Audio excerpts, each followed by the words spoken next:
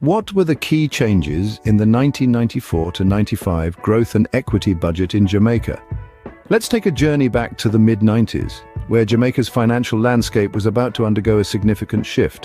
The 1994 to 95 Growth and Equity Budget was announced by none other than Finance Minister Dr. Omar Davies, assuring the nation that the budget was fully financed.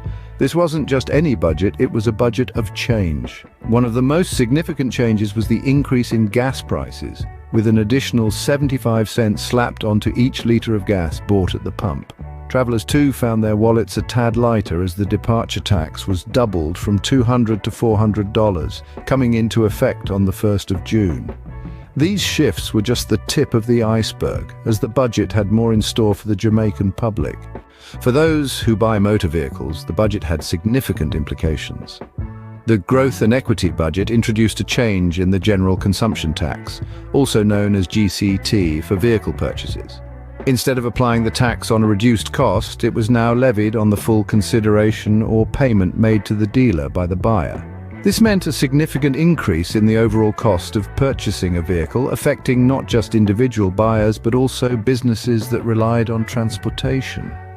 But the budget was not all about taking. In fact, it introduced some key changes aimed at benefiting wage earners in Jamaica. The minimum wage saw an increase, rising to $500 from July 1994. This was a significant development, putting more money into the pockets of the lowest earners and stimulating spending and economic activity. Alongside this, the existing income tax threshold, which was the level of income at which individuals started paying tax, was also increased. Until then, any income up to $18,408 attracted no tax. But effective from January 1994, this threshold was raised to $22,464. This meant that a greater proportion of people's income was protected from taxation, allowing them to keep more of their hard-earned money. And there was more good news to come. The income tax threshold was set to rise again in January 1995, this time to $35,568. However, this change came with the caveat that the existing uniform allowance and laundry allowance would be brought into the tax net. As we can see, the Growth and Equity Budget aimed to balance the scales between different income groups.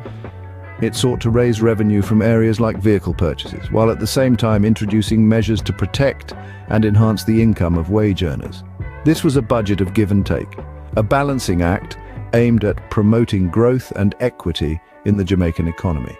The budget also brought about changes in the tax benefits and superannuation fund. Now let's delve a bit deeper into this. Prior to the 1994-95 budget, approved productivity schemes enjoyed certain tax benefits under the Income Tax Act. However, these benefits were discontinued. Why, you ask? Well, the government found that these schemes were discriminatory in nature. They also failed to encourage companies to design schemes that provided clear, measurable indicators of productivity and rewards for such productivity. Essentially, these schemes were not achieving their intended purpose, and so they were done away with. Not all changes were about taking away, though. Some changes brought about by the budget were, in fact, quite beneficial for retired workers. If you were a retired worker from an approved superannuation fund, your tax-free allowance, previously fixed at $50,000 in the year 1986, was significantly increased. How much, you wonder? Well, it was more than doubled to $120,000.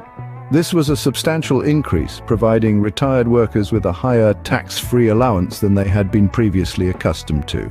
These changes in tax benefits and superannuation fund allowances marked a significant shift in Jamaica's financial landscape. This shift was not just about increasing taxes or reducing benefits, but rather it was about creating a more equitable and productive financial system. It was a system that aimed to reward productivity and provide better support for retired workers. It was a change that would shape the country's financial future. The 1994 to 95 Growth and Equity Budget undeniably brought about significant changes in Jamaica's economy. It introduced an increase in gas prices and departure tax, altering the landscape for motorists and travelers. Vehicle buyers faced changes in the General Consumption Tax, and wage earners saw an increase in the minimum wage and income tax threshold. Changes also extended to tax benefits and the superannuation fund. While these changes were met with mixed reactions, they undoubtedly played a pivotal role in shaping Jamaica's economic trajectory.